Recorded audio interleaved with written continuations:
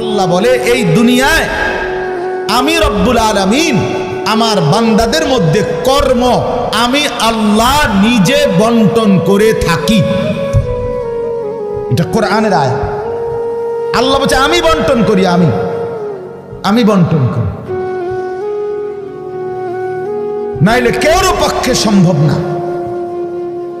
আল্লাহ এই প্রখর রৌদ্রের মধ্যে কেউ কাজ করে, প্রচন্ড আগুনের মধ্যে কেউ কাজ করে। সিমেন্ট ফ্যাক্টরিতে গিয়ে দেখেন, রড ফ্যাক্টরিতে গিয়ে দেখেন।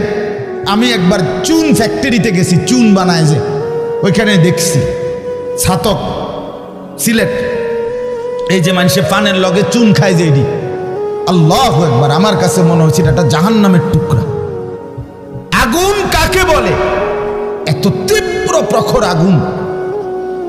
ওইখানে মনে করেন ওই বিল্ডিংটা আমার এখান থেকে মানে গরমের হাট লাগতেছে, আমি পারতেছি না আগাইতে, অথচ ওইখানে দাঁড়াইয়া দেখছি কর্মচারীরা বড় বড় লোহার আংটার মতো এগুলো দিয়ে দিয়া পাথরগুলো লাড়তেছে আরামসে, হেতে কথাও কয়, তিড়েও লাড়ে, মানে অথচ আগুনটা কি আগুন, জাহান্নামের আগুনের মতো।